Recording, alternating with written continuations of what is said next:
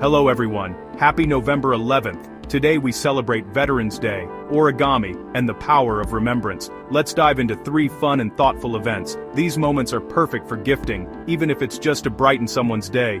And if you missed out, don't worry. More exciting celebrations are coming soon. Stay tuned until the end of the video for all the details. First up, it's Veterans Day, a heartfelt tribute to those who've served in the military. A great gift could be a donation to a veterans charity, a patriotic care package, or a custom thank you card.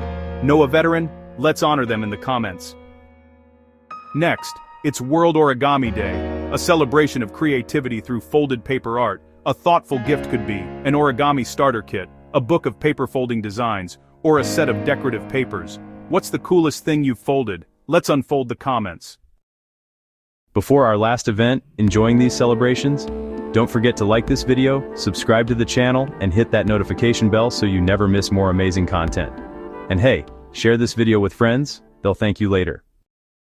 And finally, it's Singles Day, a global celebration of self-love and independence. A sweet gift could be a treat-yourself spa kit, a solo adventure journal, or a me-time candle set. How do you celebrate yourself? Let's cheer each other on in the comments.